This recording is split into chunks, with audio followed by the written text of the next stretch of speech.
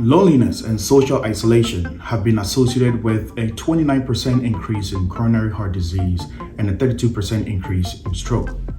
With the aging population in the United States, seniors, with the help of their family members, need to decide on where their golden years will be spent, either in a in a facility or at home. Average care cost in an assisted living facility in New Jersey is about $214 a day, which is approximately $78,000 a year. Most long-term care insurance plans may cover this cost, but it depends on the plan the senior is on. At least, coverage for medical care provided is covered by most plans, if not all.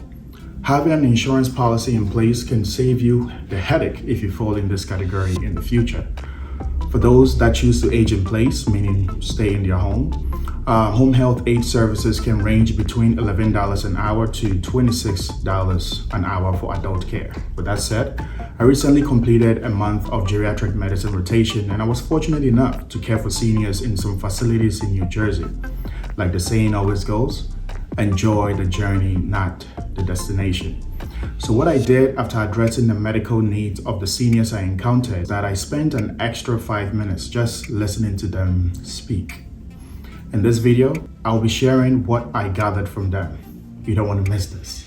If you're new here, thank you for checking out this video. My name is Dr. Frederick Acquah. Currently, I'm a third-year internal medicine chief resident in New Jersey, and I hope you enjoy this video. Let's go.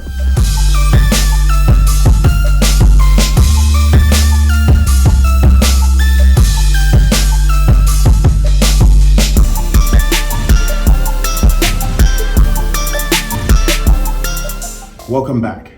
For the medical students and residents watching this video, you can get into geriatrics in 3 different ways. So first of all, internal medicine residency, you do it for 3 years. You apply for geriatric fellowship, which is a 1-year fellowship. Same for family medicine, 3 years residency, 1 year geriatric fellowship. Psychiatry resident, after completing your 4 years of residency, you can also go into geriatric psychiatry fellowship for an additional year. You know, taking care of people at the later stages of their life can be challenging but rewarding. You know, patience is key on being successful in this field. Like pediatric patient, most geriatric patients depend on the help or care from others. You know, they're fragile, you know, they can injure themselves at any time. They have issues with communication, and sometimes you need to get information from their caregivers. You know, they have high risk of falling, you know, the list goes on and on. An assisted living facility, for those that don't know, is like living in an apartment with other seniors. You get services like medical visits, physical therapy, occupational therapy, housekeeping, transportation, activities, you know, including dining with your fellow residents. You know, the residents get to take their own medications until we find them unable to. At that point, you know, the senior has to pay an amount on a monthly basis so that prescribed medications can be administered by a nurse at that facility. Loneliness was the most common theme discussed by most seniors, especially those that were isolated due to medical reasons or those that longed for family visit. You know, I share a story of an elderly female with heart failure who I evaluated for low sodium. I later came to find that her low sodium was due to her increased water intake. She is widowed and had immigrated from a European country. She had no children, and her husband's family lived several hours from the facility. You know, since there is an ongoing chaos in the birth country of this patient, you know, she seems stuck, you know, and she wished for more family visits, you know, at least a 10-minute phone call, but she's not getting that. So she's very lonely.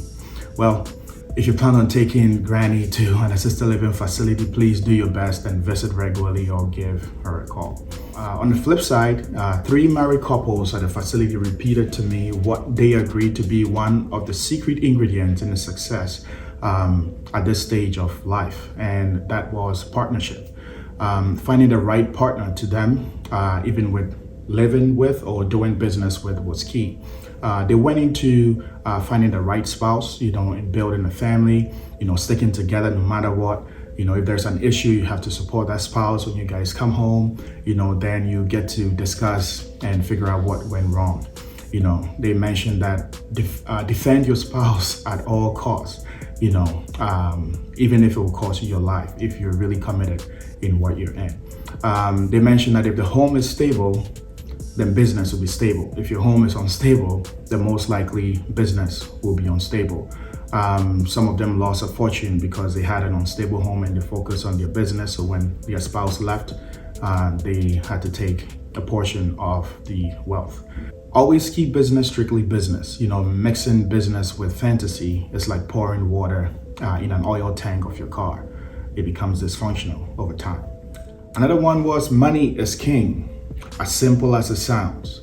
As I read in my Bible, a feast is made for laughter. Wine makes life merry, but money answers all things. What was shared with me was that if you find how to make money and learn how to make it stay with you as long as possible, you become king.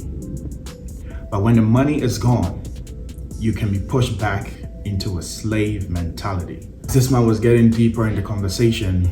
He checked the wall in the room. He saw that it was lunchtime, so he wanted to go for lunch. So what I did was I wheeled him to lunch, and he kept telling me more stuff.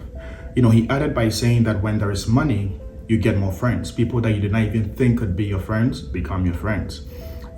But the sad part is when the money is gone, everyone goes. He also said invest as much as possible, but give more to the needy and the poor, because if you teach them how to make money, not everyone is willing to learn because we are all not built the same. So at this point, I was like, seriously, I started going into the principle of potential, and how each of us were brought on earth, and we all have a potential to, be the best that we can. And he was like, oh, my food is here, I have to eat, come back another time. Unfortunately, I was not reassigned to that facility, so I couldn't conclude, that conversation with him. I don't want to drag this video too long, but the other things that others went into were complications of COVID-19. There was a lady that mentioned polio during her time, and now she's suffering from a complication where she's paralyzed in both lower extremities, both legs, and is now and has been wheelchair bound for some time. Well, I will end this video here. Please don't forget to subscribe, leave me a like, comment if you want to, and I'll see you in my next video. Shalom.